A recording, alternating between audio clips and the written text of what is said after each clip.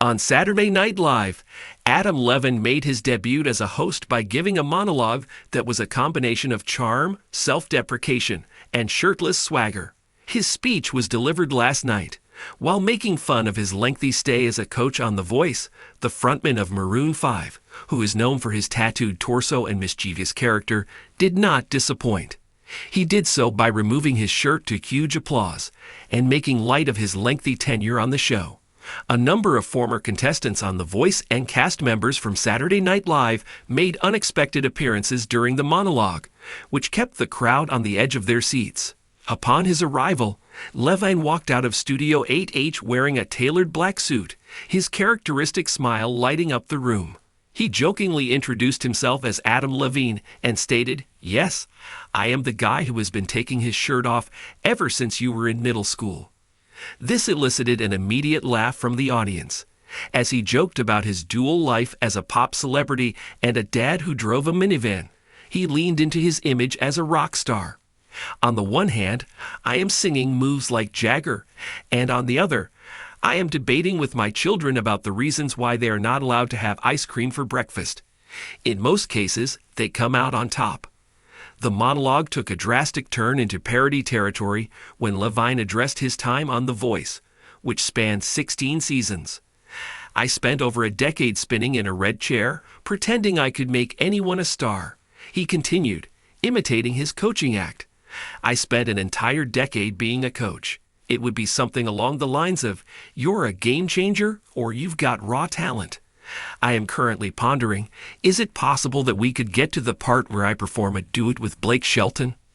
The shot that he took at his former co-coach was met with applause, which then set the stage for the first surprise of the evening. In comes Bowen.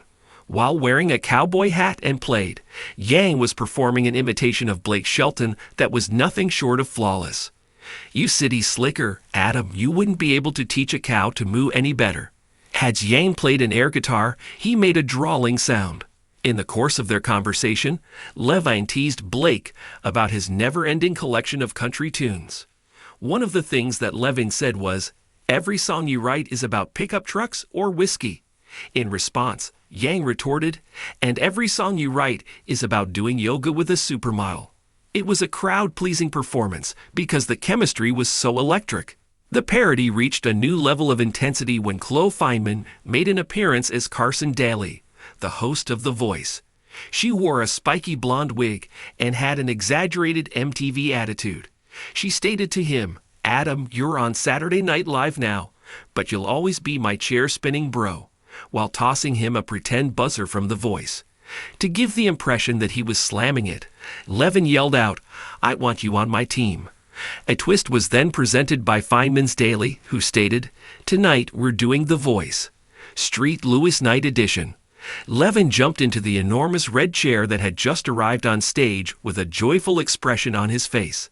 Following that, a humorous parody of the blind auditions that are held on The Voice was performed, in which cast members of Saturday Night Live and surprise guests presented themselves as contestants.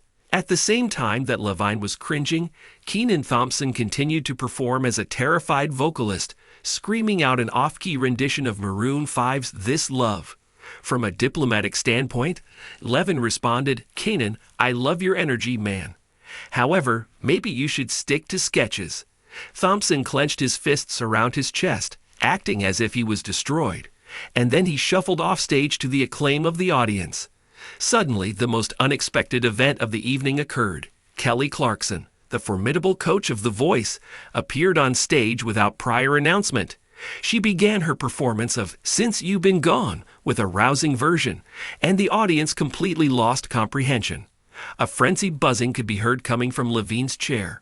He screamed out to her, "Kelly, you are a no-brainer," as he jumped up to embrace her. Clarkson, in full diva style, baited Adam by saying, "Adam, you always try to take my singers, but I'm stealing your thunder tonight." Levine's preoccupation with falsetto and tight jeans was the subject of a lighthearted barb exchange between the two, with Clarkson making a joke about it. During the time that Clarkson was making fun of Levine's naked Maroon 5 videos, she challenged him by saying, "Simon, Adam, give the people what they want." After giving the impression that he was holding back, Levine proceeded to remove his suit jacket and shirt, therefore exposing his tattooed body. As he struck a position that was mock serious and flexed, the crowd erupted in applause. His tone was deadpan as he said, "This is my coaching strategy." The phrase "no shirt, no problem," cheeky, self-aware, and well-placed, the piece came straight out of Levine's playbook. Jake Gyllenhaal, the newest cast member on Saturday Night Live, participated in the competition as a contestant after singing a melodramatic ballad with the title Ode to Adam's Tattoos. The words of his song made reference to Levine's ink, which included a tiger, a dove, and the phrase California, while Gyllenhaal screamed in a dramatic manner. During the hilariously high note that Gyllenhaal hit, Levine was unable to maintain his composure and ended up toppling over himself.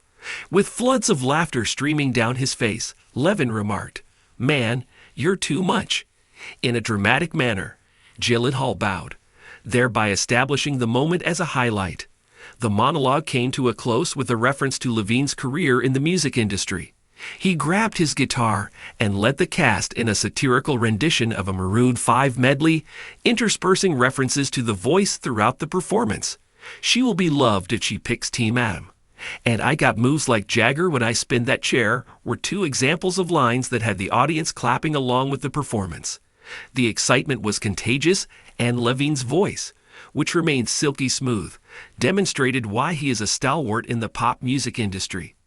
After the music had stopped playing, he threw his guitar pick into the crowd and yelled, "Let's make some Saturday Night Live magic tonight."